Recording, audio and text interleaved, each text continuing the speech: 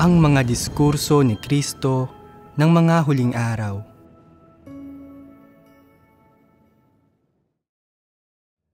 Ang pagbabahagi tungkol sa himnong Dahil sa Pag-ibig.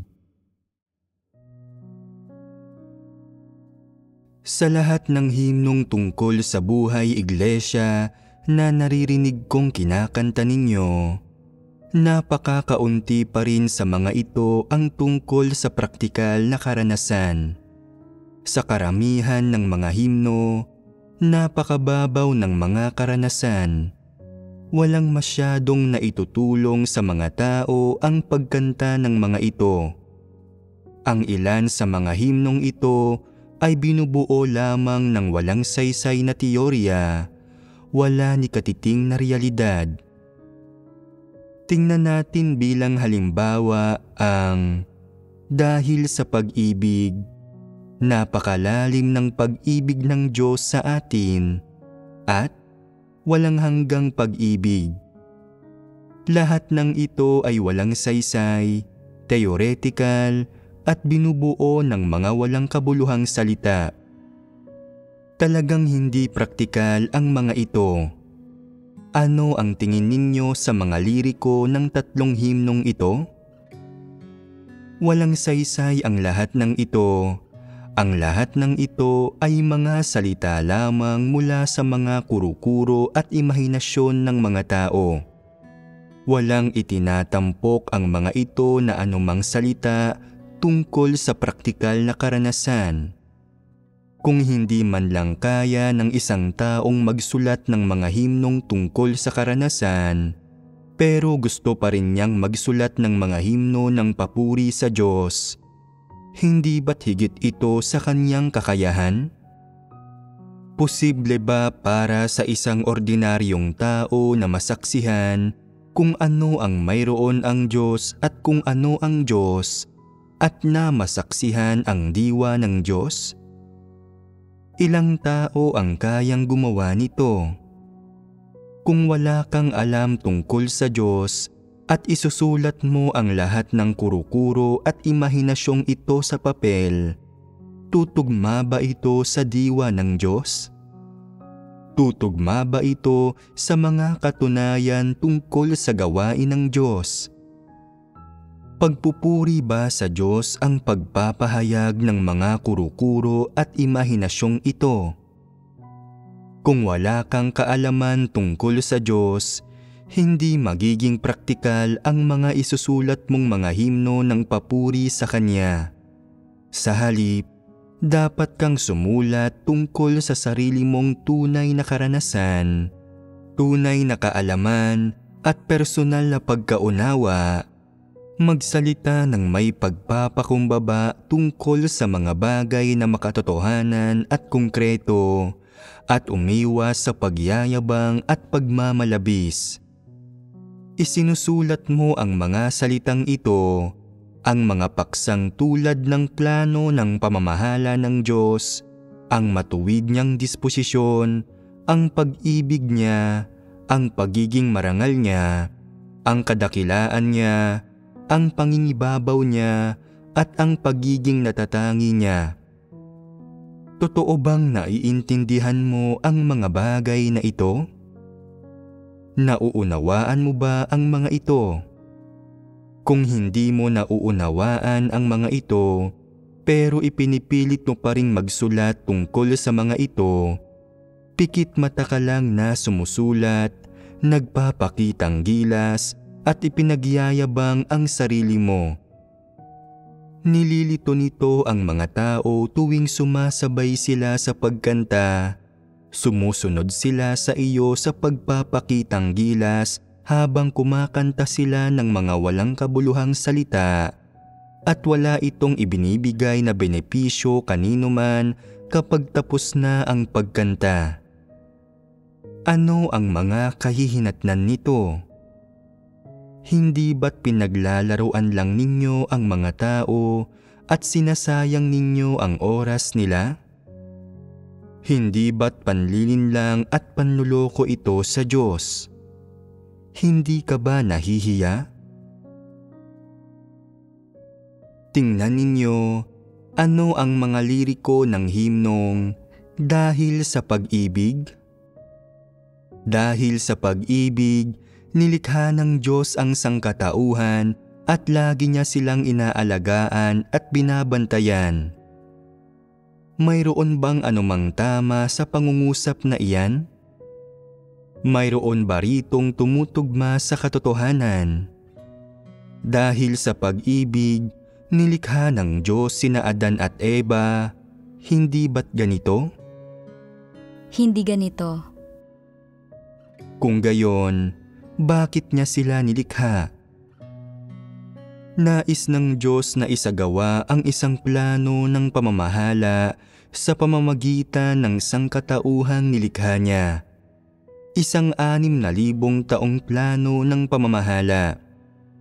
Anuman ang lumipas sa 6,000 taong plano ng pamamahala, sa huli, ang Diyos ay magkakamit ng isang grupo ng mga taong kayang magpasakop sa Kanya at magpatotoo sa Kanya na kayang maging mga tunay na nilikha at tunay na Panginoon ng lahat ng bagay. May kaugnayan ba sa pag-ibig ang katunayang una munang nagkaroon ng plano ng pamamahala ang Diyos at pagkatapos ay nilikha niya ang mundo at ang sangkatauhan? Ito ay isa sa mga iniisip ng Diyos. Ito ay bahagi ng Kanyang plano. Ito ay tulad lang ng kung paanong ang mga tao ay may mga intensyon at plano. Halimbawa, maaaring mayroong plano ang isang tao na maging tagapamahala sa loob ng 10 taon at kumita ng 100,000 yuan, o planong magkaroon ng mga partikular na akademikong kredensyal o isang partikular na buhay pamilya sa loob ng 10 taon. May kaugnayan ba ang mga bagay na ito sa pag-ibig? Wala itong kaugnayan. Sa pang-araw-araw na buhay, mayroon lamang baitang-baitang na planong base sa mga yugto ang mga tao, isang mapa, isang layunin, isang ideya. Ang Diyos naman, kasabay ng kataas-taasan niyang paghahari sa sansinukob at sa lahat ng bagay, mayroon siyang plano sa mundo at ang planong iyan ay nagsimula noong nilikha ng Diyos ang lahat ng bagay at ang lahat ng bagay na nabubuhay. Pagkatapos, lumikha ang Diyos ng 2 tao. Hindi ba't ganito ang tunay na nangyari? Ano ang kaugnayan ng pag-ibig sa paggawa ng Diyos ng ganitong plano? Walang kahit na ano.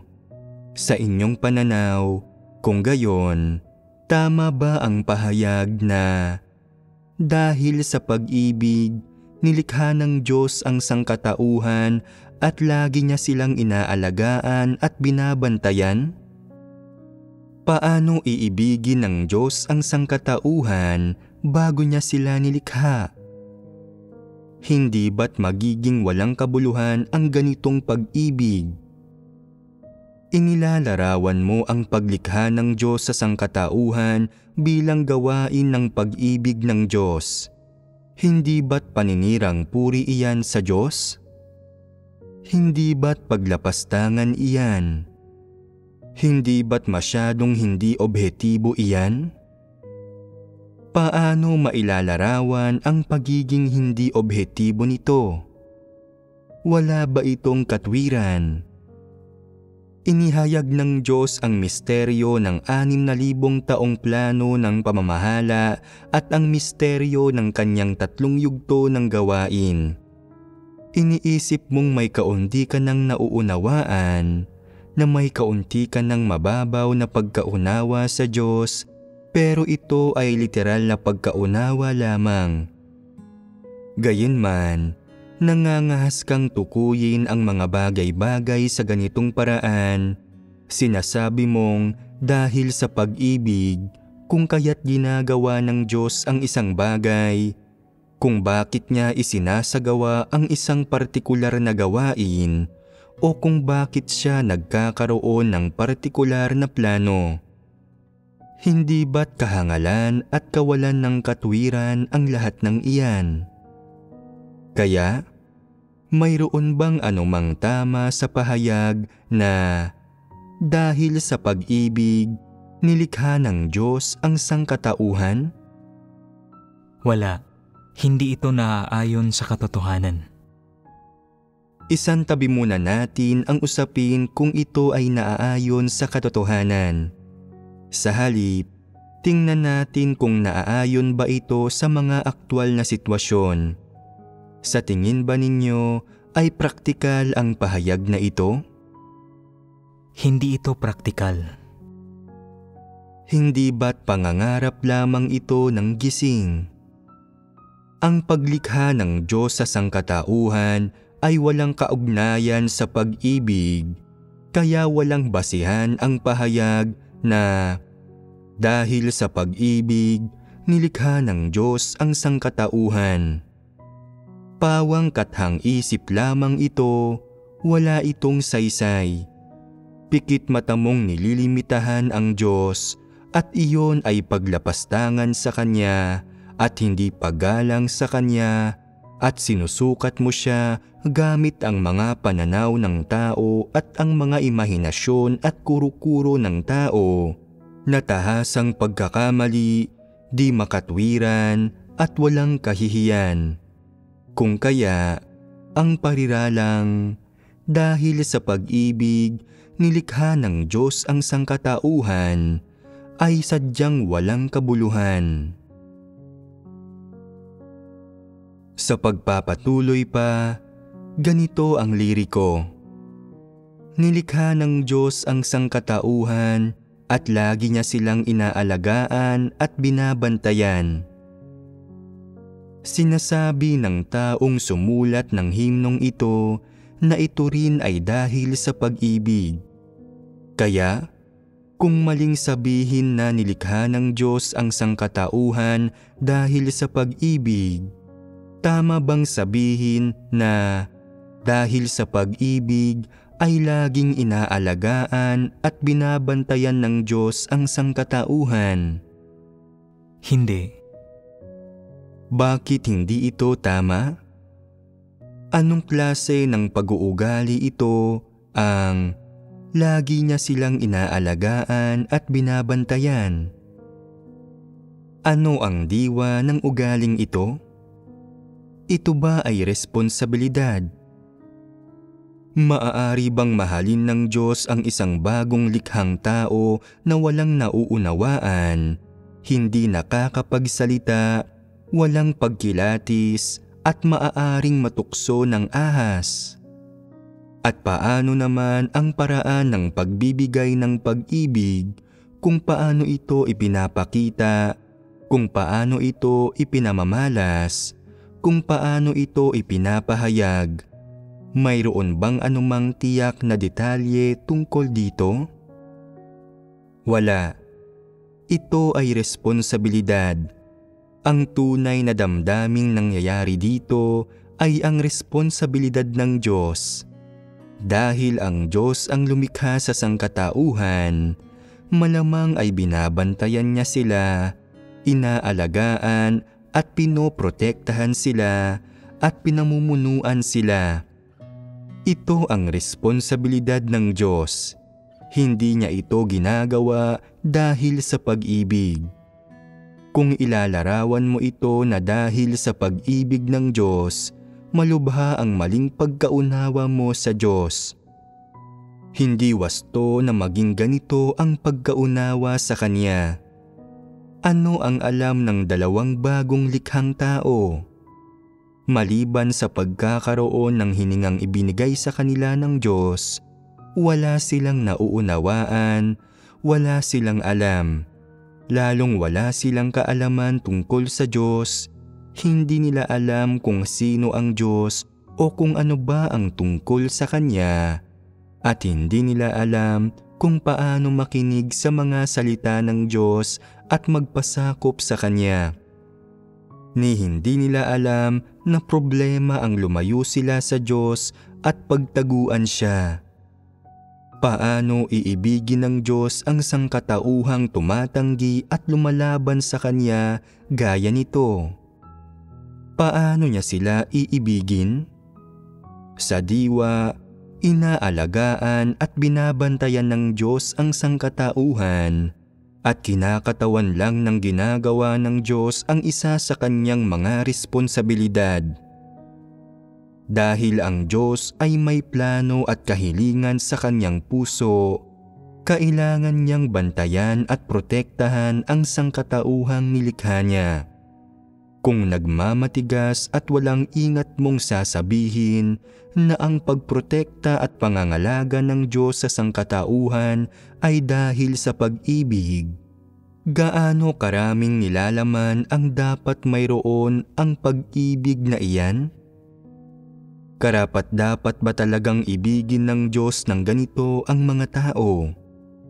Kahit papaano man lang, sa puso ng mga tao ay dapat mayroong totoong pag-ibig para sa Diyos at tunay na pagtitiwala sa Kanya, at saka lamang sila iibigin ng Diyos. Kung hindi mahal ng mga tao ang Diyos at sa halip ay lumalaban sila sa Kanya, ipinagkakanulo nila siya at ipinapapako pa nila siya sa krus, karapat-dapat ba sila sa pag-ibig ng Diyos? Ano ang pinagbabasihan ng Diyos ng pag-ibig niya sa mga tao? Ano man ang sitwasyon, laging sinasabi ng mga tao na iniibig sila ng Diyos. Imahinasyon nila ito, pangangarap ito ng gising.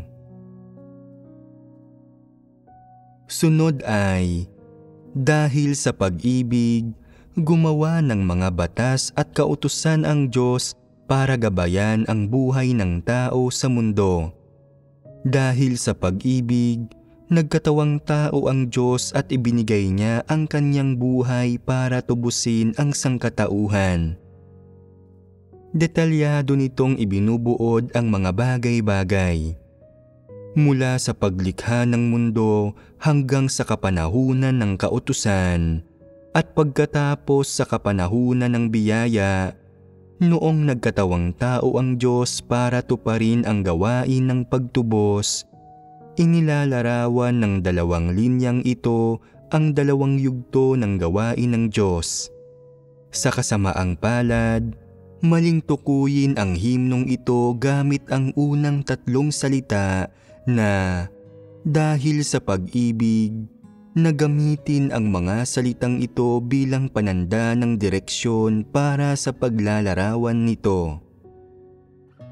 Pagkatapos likhain ng Diyos ang sangkatauhan, ito man ay paglalabas ng mga batas para pamunuan ang sangkatauhan o pagtubos sa sangkatauhan. Ginawa ang lahat ng ito dahil sa Kanyang plano ng pamamahala, Kanyang mga kahilingan at ang balak niyang tuparin. Hindi ito dahil lamang sa pag-ibig. May ilang taong nagsasabi, "Sinasabi mo bang walang bahagi ang pag-ibig sa paggawa ng Diyos ng mga bagay na ito?" Tama ba iyon?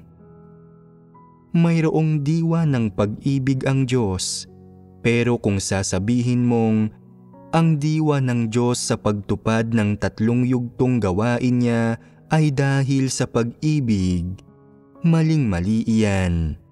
Paninirang puri at paglapastangan iyan. Kung gayon, ano ang pangunahing dahilan ng Diyos sa pagtupad niya ng Kanyang tatlong yugtong gawain?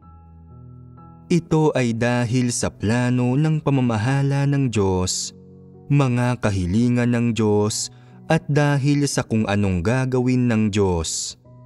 Nasa mga ito ang dahilan, hindi lang sa pag-ibig. Siyempre, sa panahon ng Kanyang tatlong yugtong gawain, may nilalamang pag-ibig ang disposisyong diwang inihahayag ng Diyos. Ano-ano ba ang mga konkretong pagpapamalas ng pag-ibig? Ito ay ang pagpaparaya at pagpapasensya, hindi ba? At habag? At pagbibigay ng biyaya at pagpapala sa mga tao. Hindi ba't ito ay kaliwanagan at patnubay? Hindi ba't ito ay paghatol at pagkastigo? Ito ay ang lahat ng ito, ang pagpupungos, paghatol at pagkastigo, paglalantad at pagsusuri, pagsubok at pagpipino at iba pa ay lahat pag-ibig. Napakalawak ng pag-ibig na ito. Gayunpaman, kung lilimitahan ng mga tao ang tatlong yugtong gawain ng Diyos bilang ginagawa dahil sa pag-ibig, kung bibigyang diin lamang ang pag-ibig, masyadong kumikiling ito sa isang panig. Nililimitahan nito ang Diyos. Kapag naririnig ng mga tao ang mga linyang ito, iisipin nila, ang Diyos ay pag-ibig at wala nang iba pa. Magkakaroon sila ng mga maling pagkaunawa sa Diyos, hindi ba? Sa makatuwid, hindi lamang hindi talaga dinadala ng himnong ito ang mga tao sa presensya ng Diyos, kundi sa kabaligtaran, nagkakaroon ng maling pagkaunawa sa Kanya ang mga tao dahil dito. Anong klase ng kalagayan ang lilitaw sa mga tao kung lagi nilang inaawit na dahil sa pag-ibig, dahil sa pag-ibig? Anong klase ng damdamin ang magmumula rito? Sa huli, ang mga damdamin bang ito ay magiging pagkaunawa o maling pagkaunawa sa disposisyon ng Diyos? Kung hindi kaya ng isang taong ganap na maintindihan ang usaping ito, pero nagsasalita at umaawit pa rin siya ng ganito, ito ay pangangarap lang ng gising na lalo pang hindi makatwiran. Kapag nahuhulog ang mga tao sa kalagayan ng pangangarap ng gising, kawalan ng katwiran, at pagbaba sa sarili, nakakabahala iyan. Totoo bang mapupuri ng mga ganitong tao sa puso nila ang Diyos? Ito ay imposible. Hindi tunay na nagpupuri sa Diyos ang himnong ito. Maililigaw lamang nito ang mga tao. Tingnan natin ang kasunod na koro. Lalong mas nakasusuka ang koro sa paraan ng pagdadala nito ng papuri nito sa sukdulan.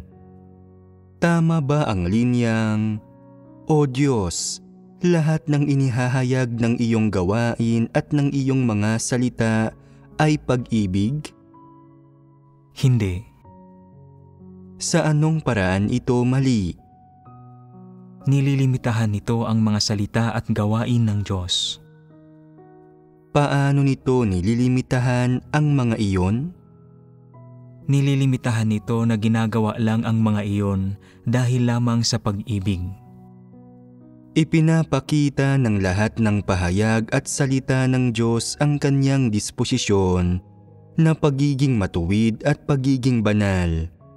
Ang pag-ibig ay walang iba kundi isang aspekto lang ng emosyon, isang uri ng damdamin. Hindi ito ang tunay na diwa ng Diyos. Tama bang ilarawan ang pag-ibig bilang diwa ng Diyos? Ano ang magiging paglalarawan niyon sa Diyos? Ilalarawan niyon ang Diyos bilang isang pilantropo na madaling samantalahin at mahina. Sa huli, ano ang diwa ng Diyos? Ang pagiging matuwid, ang kabanalan, awa, mapagmahal na kabaitan, gayon din ang pagiging maharlika at ang puot. Lahat ng ito ay kung anong mayroon ang Diyos at kung ano ang Diyos, at kinakatawan ng mga ito ang diwa ng Diyos. Kung hindi balanse ang paglalarawan ng isang tao sa isang partikular na aspekto ng diwa ng Diyos, Sinasalamin niyon ang di balanseng pagkaunawa ng mga tao sa kapanahunan ng biyaya dahil ang karanasan nila sa gawain ng Diyos ay limitado at hindi balanse, at gayon din ang kanilang kaalaman. Sa makatwid, ang pagkaunawa nila sa diwa ng Diyos ay nabubuo base sa gawain ng Diyos sa kapanahunan ng biyaya, kung kaya't hindi balanse ang basihan ng paglalarawan nila. Ang paglalarawan nila sa diwa ng Diyos base sa isang piraso ng gawain ng Diyos ay masyadong hindi balanse. Hindi ito tumutugma sa mga katunayan at napakalayo ng pagkalihis nito sa diwa ng Diyos. Tingnan natin ang pangalawang linya. O Diyos, ang pag-ibig mo ay hindi lamang mapagmahal na kabaitan at awa, kundi higit pang pagkastigo at paghatol. Ito ay teorya pa rin. Tama ang pahayag, pero ito ay doktrina, kaya walang dahilan para ilagay ito riyan. Mayroon bang taong hindi nakakaunawa kung ano ang sinasabi ng linyang ito? Maraming gawain na ang isinagawa ng Diyos at karamihan sa mga tao ay nakaranas nito at alam ito, kaya ito ay walang saysay at walang kabuluhang pananalita at katiting lang ang nagagawa nito para turuan ang mga tao. Sa pagpapatuloy pa, O Diyos, ang iyong paghatol at pagkastigo ang pinakatotoong pag-ibig at ang pinakadakilang pagliligtas. Ano ang ibig sabihin ng pinakadakilang pagliligtas? Ang ibig sabihin nito ay ang paghatol at pagkastigo ng Diyos ay hindi ordinaryong pagliligtas, kundi ang pinakadakilang pagliligtas. Kung hindi ginawa ng Diyos ang gawain ng paghatol at pagkastigo, hindi ba't ang kanyang pagtubos sa sangkatauhan ang magiging pinakadakilang pagliligtas? Hindi ba't ang paglalabas niya ng mga batas ang magiging pinakadakilang pagliligtas? Hinati mo ang 3 yugtong gawain ng Diyos sa mga antas na para bang ang paglalabas ng mga batas ang unang antas ng pagliligtas, ang pagpapapako sa krus ang pangalawang antas ng pagliligtas, at ang paghatol at pagkastigo ang pinakadakilang pagliligtas. Hindi ba't walang saysay ito? Tama bang sabihin ang isang bagay na gaya nito? Tumpak ba ito? Kung sasabihin mo sa isang relihiyosong tao ang mga salitang ito na walang kabuluhan, hindi siya makakakita ng anumang problema sa mga ito. Hindi siya nakauunawa. Hindi pa niya naririnig ang anuman sa mga bagay na ito na sinasabi mo sa kanya. Hindi niya malalaman ang mga ito. Iisipin niyang parang bago, orihinal, at magaling ang lahat ng ito. Pero kung sasabihin mo ang mga parehong salitang iyon sa isang taong nakauunawa ng katotohanan, agad niyang mapagtatanto na ang mga salitang ito ay walang kabuluhan at mga binuod na doktrina ang mga ito. Wala itong pagkaunawang mahalaga o batay sa karanasan. Sa pagpapatuloy pa, sinasabi nito, magbibigay kami ng patotoo tungkol sa iyong banal at matuwid na pag-ibig. Dito, inilalarawan ang pag-ibig ng Diyos bilang banal at matuwid na pag-ibig. Hindi sinabi ng sumulat ng himno na ang diwa ng Diyos ay banal at matuwid, kundi na ang pag-ibig ng Diyos ay banal at matuwid. Isinusulong nito na dapat ibigin ng Diyos ang tao. Ang ibig sabihin niya ay, hindi dapat magpahayag ang Diyos ng paghatol at pagkastigo at hindi siya dapat magpahayag ng puot at pagiging maharlika. Ang pagpapahayag niya lang ng pag-ibig ang tama at ang pag-ibig na iyon ay banal at matuwid. Pagkatapos nito, sinasabi nito, ikaw ay karapat-dapat sa aming walang hanggang papuri. Bakit pinupuri ng sumulat ng himnong ito ang Diyos? Pinupuri niya ang Diyos dahil lamang mahal ng Diyos ang tao. Malaki ba ang problema sa mga salitang ito? Oo. Bakit natin sinasabing may malaking problema rito? Dahil ito ay pagtingin sa mga usapin batay sa mga kuro-kuro at imahinasyon ng tao. Wala itong pagkaunawa sa Diyos at sinusubukan itong limitahan siya. Nililimitahan nito ang Diyos.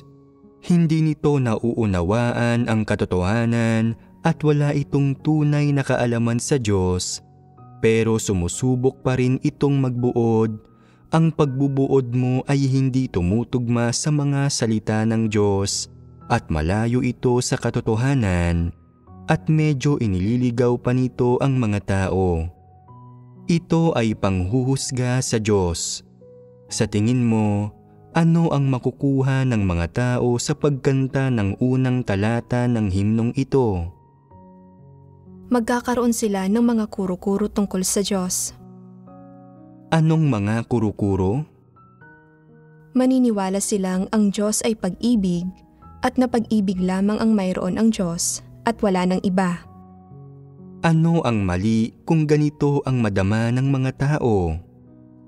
Ano ang mali kung mamuhay sa yakap ng pag-ibig ng Diyos ang mga tao na pinaliligiran at sinasamahan ng pag-ibig ng Diyos? Ano ang mali kung tamasahin ng mga tao ang kapunuan ng pag-ibig at kalinga ng Diyos? Masyadong hindi patas na mauunawaan ang Diyos sa ganitong paraan dahil mayroon pang iba sa disposisyon ng Diyos bukod sa pag-ibig lamang. Ito ba ay hindi lang patas? Sa tumpak na pananalita, masyadong mababaw para sa tao na malaman lamang ang pag-ibig ng Diyos. Ito ay isang walang kabuluhan, hindi patas, theoretical at emosyonal na uri ng damdamin. Isipin mo ito, kung iisipin ng tao na sapat na ang paniniwala at pagkaalam na ang Diyos ay pag-ibig, magiging madali ba para sa kanila na makamtan ang tunay na pagpapasakop kapag naranasan nila ang paghatol at pagkastigo ng Diyos? Hindi. Pero mayroon silang pag-ibig ng Diyos bilang pundasyon. Bakit hindi magiging madali para sa kanilang magpasakop? Ang pagpapatotoo ba sa pag-ibig ng Diyos sa paraang ito ay makakaimpluwensya sa mga taong tanggapin ang paghatol at pagkastigo? Hindi. Kung gayon, sabihin mo sa akin, ano ang aktwal na sitwasyon at mga praktikal na paghihirap na napapaloob dito? Laging iniisip ng mga tao na ang Diyos ay pag-ibig, kaya gusto nilang tamasahin ang biyaya ng Diyos araw-araw. Kapag nagdadala ng pagdurusa ng laman ang paghatol at pagkastigo ng Diyos, iniisip nilang hindi sila mahal ng Diyos, kaya nagiging mahirap para sa kanilang tanggapin ang paghatol at pagkastigo ng Diyos at magpasakop dito. Ipagpatuloy mo, mayroon pa bang iba? Naniniwala ang mga tao na ang Diyos ay pag-ibig. Kaya kapag nagrebelde at nagtaksil sila sa Diyos, magpapasya silang mahal pa rin sila ng Diyos at magpapakita pa rin siya sa kanila ng awa at pagpapatawad. Dahil dito, hindi sila magsisisi. Kung laging nabubuhay ang mga tao sa kalagayan kung saan iniisip nila sa kanilang imahinasyon na talagang minamahal at pinapaboran sila ng Diyos, matatanggap ba nila ang katotohanang mayroon silang tiwaling disposisyon? Matatanggap ba nila ang iba't ibang kalagayan at katiwalian ng tao na inilalantad sa mga salita ng Diyos? Mahirap para sa kanila na mula sa kalagayang iyan ay mapunta sila sa kalagayan ng pagpapasakop, natanggapin ang paghatol at pagkastigo ng Diyos. Mananatili na lamang sila sa kapanahunan ng biyaya, naniniwalang ang Diyos ang lagi nilang magiging handog para sa kasalanan, at ang handog na ito para sa kanilang kasalanan ay isang uri ng pag-ibig, isang hindi nauubos at hindi nagwawakas na pag-ibig.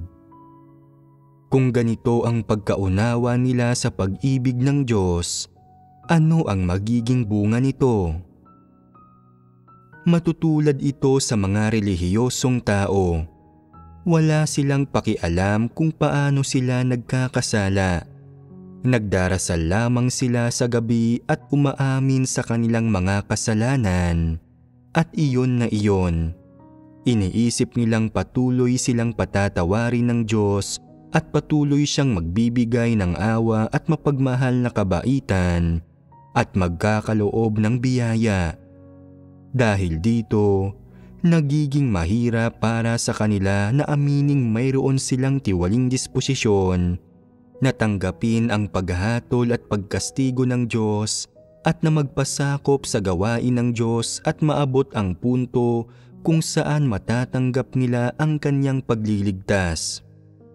Para sa mga taong nananatili sa ganitong kondisyon, ano ang mga kahihinatnan nito?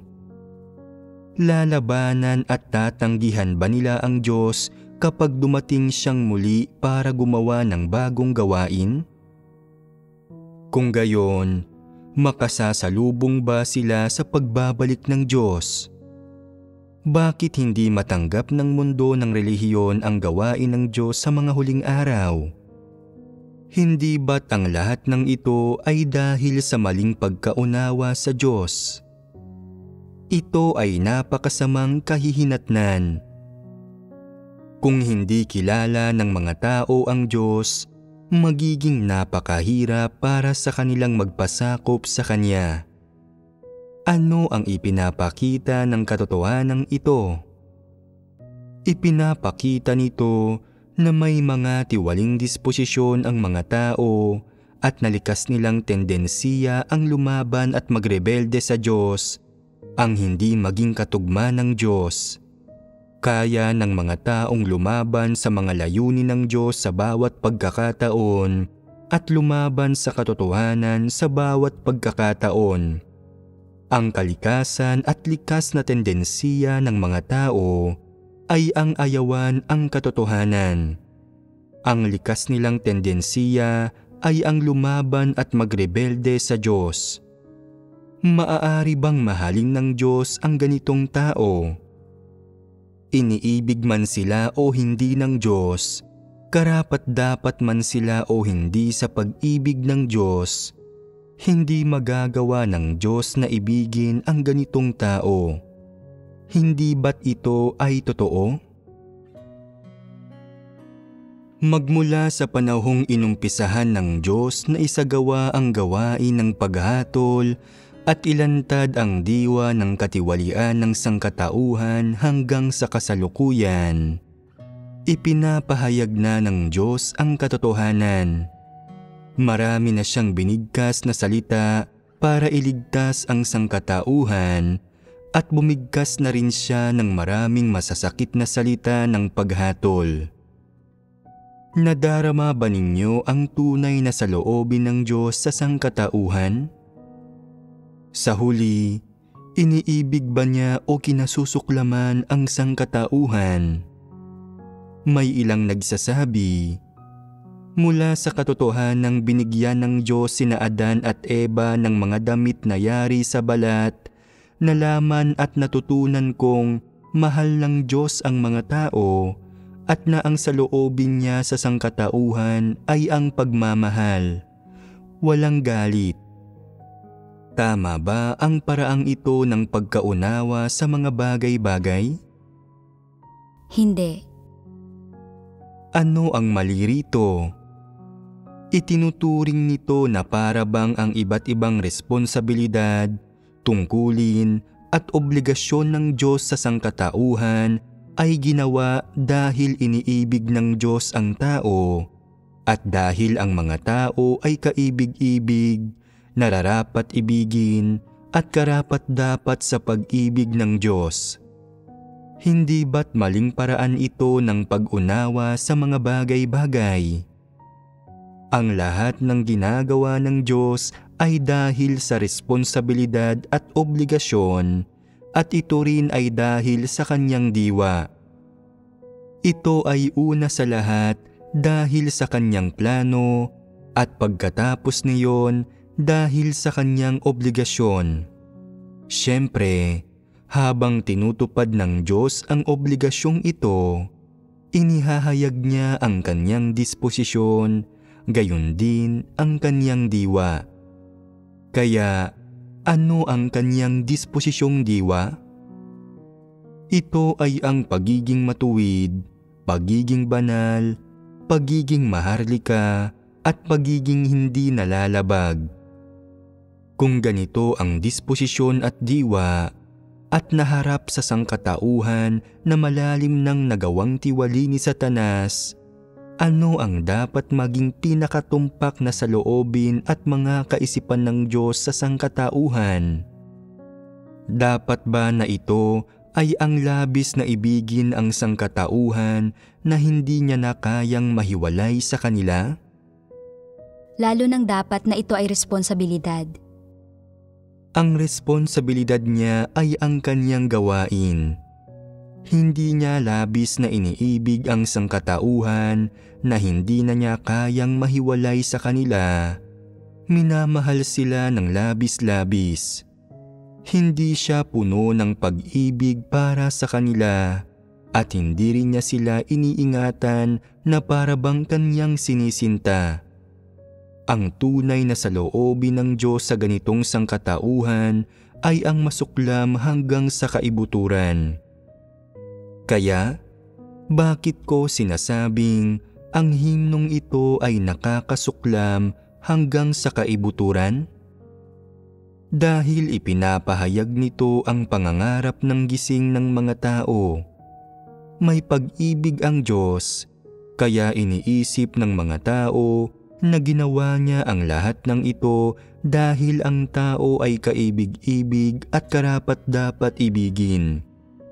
Nagkakamali ka at nagpapadala ka sa damdamin mong nagpapalugod sa iyong sarili. Ginagawa ng Diyos ang lahat ng ito dahil sa kanyang plano at responsibilidad at ang disposisyong diwang inihahayag ng Diyos sa pagsasagawa niya ng lahat ng ito ay ang pagiging matuwid at banal.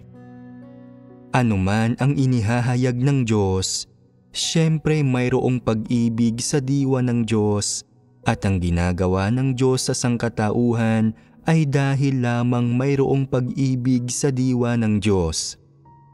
Pero hindi iniibig ng Diyos ang mga tao sa kanyang pansariling kalooban. Hindi niya iniibig ang tiwaling sangkatauhan, kinasusuklaman niya ang tiwaling sangkatauhan. Bakit ba ginagawa ng Diyos ang gawain ng paghahatol sa mga huling araw? Bakit mayroong ganitong saloobin ang Diyos sa paglalantad ng tiwaling sangkatauhan? Ito ay pinagpasyahan ng diwa at disposisyon ng Diyos at bukod pa rito, nailalarawan nito ang isang praktikal na issue. Nabubuhay ang sangkatauhan sa ilalim ng kapangyarihan ni Satanas at lahat sila ay sumusunod at sumasamba kay Satanas. Hindi talaga sila nagpapasakop at sumasamba sa Diyos, sila ay mga kaaway niya. Maaari bang mahalin ng Diyos ang mga kaaway niya? Naghahayag ang Diyos ng pag-ibig at mayroong diwa ng pag-ibig ang Diyos. Pero hindi niya ginagawa ang lahat ng ito dahil sa pag-ibig. Kung iniisip mong ginagawa ng Diyos ang lahat ng ito dahil sa pag-ibig, sinasabi ko sa iyo, maling-mali iyan at walang kahihiyan ang isipin iyan. Kung iyan ang iyong iniisip, sinisira ang puri mo ang Diyos. Huwag kang masyadong masiyahan sa sarili mo. Huwag kang masyadong magpadala sa damdamin mo. May ilang taong nagsasabi, hindi ginawa ng Diyos ang lahat ng ito dahil sa pag-ibig. Kung magkagayon, wala bang pag-ibig sa diwa ng Diyos? Tama ba ito? Hindi. Saan ito nagkakamali? May pag-ibig ang Diyos, pero hindi siya nagmamahal ng walang pinipili. Ang Diyos ay matuwid at banal. Imposible para sa kanyang mahalin ang sangkatauhang malalim ng nagawang tiwali ni Satanas. Sa katunayan, kinamumuhian at kinapopuotan ng Diyos ang sangkatauhang ito. May ilang taong nagtatanong, dahil kinamumuhian at kinapopuotan ng Diyos ang sangkatauhang ito, bakit niya ginagawa pa rin ang lahat ng gawaing ito sa kanila? May plano ng pamamahala ang Diyos at handa siyang akuin at tuparin ang responsibilidad na ito, kaya tutuparin niya ang gawaing ito. Karapatan ito ng Diyos at hindi maaaring makialam dito ang tao. May ganitong kapangyarihan ang Diyos at may awtoridad din siyang tapusin ang planong ito ng pamamahala kung saan ang pinakamakikinabang ay ang sangkatauhan, kayong lahat. Malaking bagay nang makakuha ang tao ng mga ganitong pakinabang at makatamo ng ganito kalalaking pagpapala. Huwag ninyong hingin sa Diyos na, dahil mayroon kang pag-ibig, dapat ibigin mo kami. Ibigin ka sa anong dahilan? Dahil pinili ka ng Diyos? Hindi maaaring ganyan, hindi ba? Dahil sa pagiging kaibig-ibig mo? Ano ang kaibig-ibig sa iyo? Dahil nagtataksil ka sa Diyos? Dahil naghihimagsik ka laban sa Diyos? Dahil punong-puno ka ng tiwaling disposisyon ni Satanas? Dahil tinututulan mo ang Diyos? Dahil nilalabanan mo ang Diyos sa bawat pagkakataon? Sa kabila ng lahat ng ito, maaari ka pa rin bang ibigin ng Diyos? Maaari pa rin ba niyang mahalin ang mga taong lumalaban sa Kanya? Maaari pa rin ba niyang mahalin ang mga dyablo at si Satanas? Kung sasabihin mong maaari pa ring mahalin ng Diyos ang mga taong lumalaban sa Kanya, na maaari pa rin niyang mahalin ang mga dyablo at si Satanas, hindi ba't paglapastangan ito sa Diyos? Sa inyong pananaw, maaari bang mahalin ng Diyos ang mga dyablo at si Satanas? Maaari bang mahalin ng Diyos ang mga kaaway niya? Maaari bang magmahal ang Diyos ng walang pinipili gaya ng ginagawa ng tiwaling sangkatauhan? Hinding-hindi ito maaari. May prinsipyo ang pag-ibig ng Diyos. Sa makatwid, ang pag-ibig na ito na nasa imahinasyon ng tao ay hindi umiiral. Ito ay ganap na pangangarap ng gising at labis na madamdaming pag-iisip. Nabibilang ito sa mga kuro-kuro ng tao at talagang hindi umaayon sa mga katunayan, kaya kailangan kong linawin ito rito. Bakit hindi ka mahal ng Diyos? Dahil ganap na tiwali ang disposisyon ng tao at hindi siya karapat-dapat sa pag-ibig ng Diyos. Ang hindi siya karapat-dapat sa pag-ibig ng Diyos ay isang karaniwang bukang bibig. Kailangan bang mahalin ka ng Diyos dahil lang nilikha ka niya? Hindi naman ganoon, hindi ba?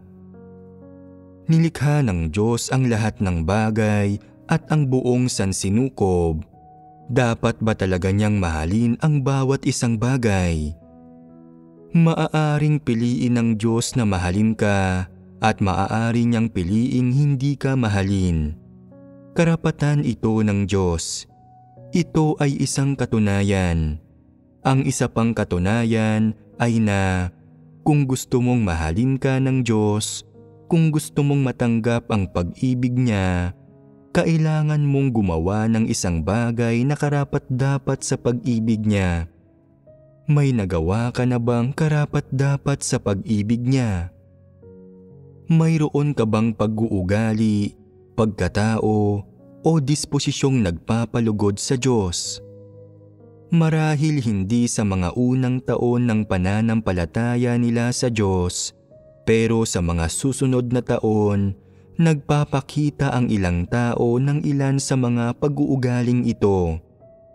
Tumutupad ng tungkulin at gumagawa ng pabawas ang pagiging pabasta-basta.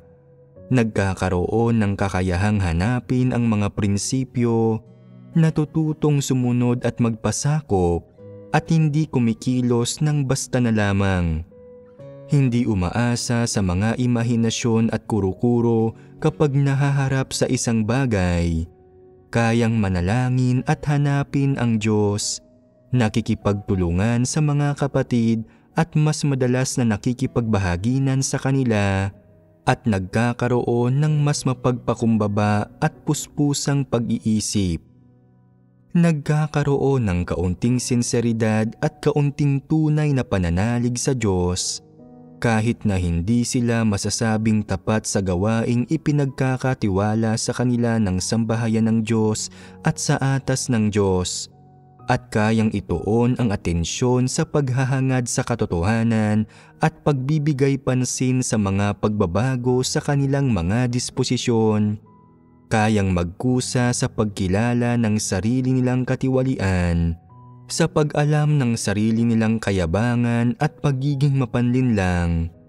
Laging nananalangin sa Diyos, humihiling sa Kanya na pangasiwaan ang kapaligiran, tumatanggap ng pagdidisiplina ng Diyos at nagkakaroon ng mas maraming positibong bagay sa mga sarili nila. Sa mga mata ng Diyos, napakahalaga ng mga pag-uugaling ito. Pero pagdating sa kung iniibig ba o hindi ng Diyos ang tao, dapat ba silang magpumilit? Kung ipinapakita ng ugali ng mga tao ang mga positibong paghahangad na ito, ang mga pagpapabuting ito, ang mga pagbabagong ito, mula sa pananaw ng tao, ay mayroon silang kaunting pagiging kaibig-ibig at pagpapahayag ng kaunting pagpapasakop. Pero ang pagkakaroon ng mga ugaling ito ay pag-asa lamang na makikita sa inyo. Ang pag-asang ito ay nasa pamamagitan ng gawain at pamumuno ng Diyos. Magkakaroon ng positibo, aktibo, at matulunging kaisipan ang mga tao, at kasabay nito, magpapatotoo ang mga ugali at paghahayag na ito sa Diyos sa harap ni Satanas. Mula sa pananaw na ito, ibig sabihin, kung titingnan ko ito mula sa pananaw ng tao, mayroong kaunting pagiging kaibig-ibig ang mga tao. Pero kung titingnan ito mula sa pananaw ng Espiritu ng Diyos, sa huli ba ay mahal kayo ng Diyos o hindi? Mayroon ba kayong aspektong medyo kaibig-ibig o wala? Kung tatanungin ninyo ako, malayo pa kayo. Dahil base sa kakayahan ng mga tao, sa mga talento nila at sa mga sitwasyon kung saan sila nabubuhay, dapat kaya ng mga taong makagawa ng mas mabuti. Sa katunayan, ang naranasan, nakamtan at nakilala ninyo ngayon, pati na rin ang mga pagbabagong natamo ninyo, ay maaaring matamo sa loob ng 5 taon kung hahangarin ninyo ito ng buo ninyong lakas. Pero inabot kayo ng buong 10 taon para makamtan ang mga resultang ito. Hindi ba't napakatagal niyan? Medyo manhid ang mga isipan ninyo, mabagal ang pagtugon ninyo, makupad ang pagkilos ninyo. Sa maraming lugar, sa pamamagitan lamang ng agarang pagpupungos, pagdidisiplina at pagbabantay ng itaas na nakakakamit kayo ng anumang bagay. Pinaghirapang tagumpay ang mga nakamit na ito. May ibinayad na halaga ang mga tao at mula sa mga resulta ng inani, mayroong ilang aspekto ng mga ugali at pagpapahayag ng mga tao na nakapagbibigay ng kaunting ginhawa kapag tiningnan. Gayunpaman, malayo pa rin ang mga ito sa batayan ng pagiging kaibig-ibig na sinabi ng Diyos. Nararamdaman ba ninyong lahat na mas kaibig-ibig kayo ngayon kumpara sa dati? Hindi. Hindi pa.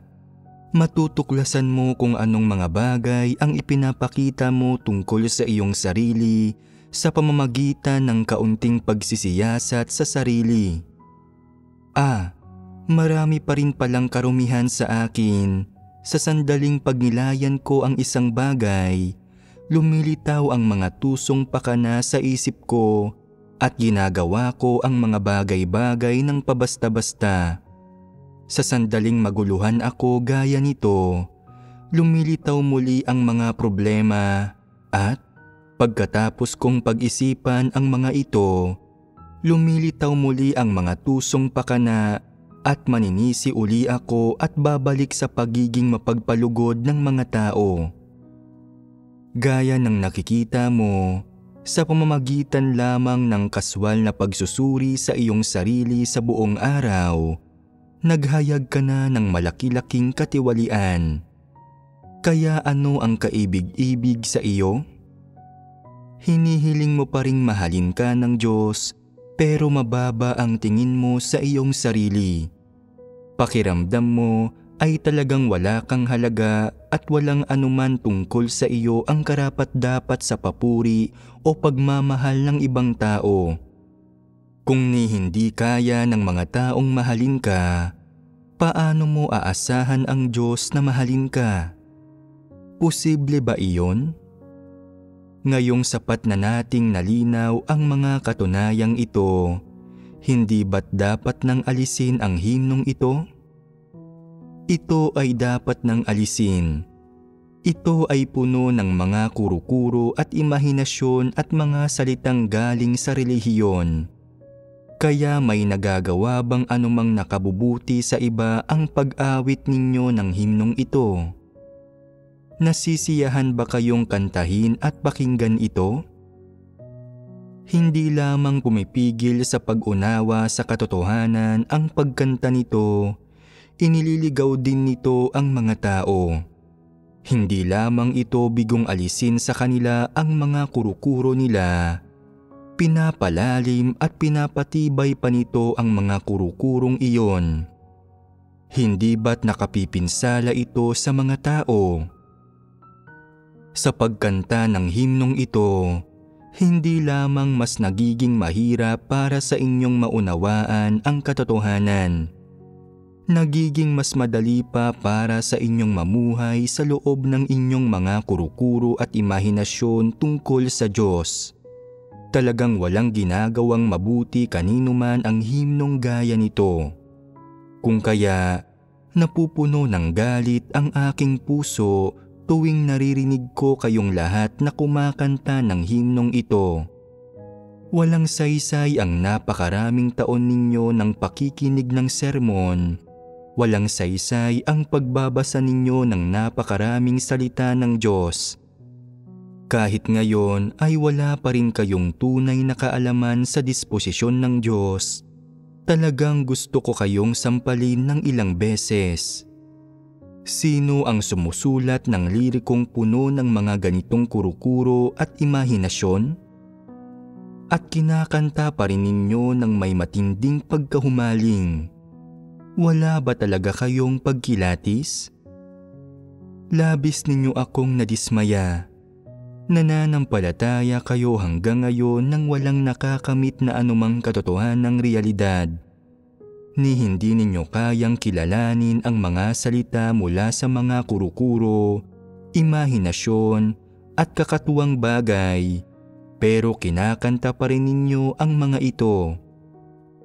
Talagang magulo ang inyong pananalig.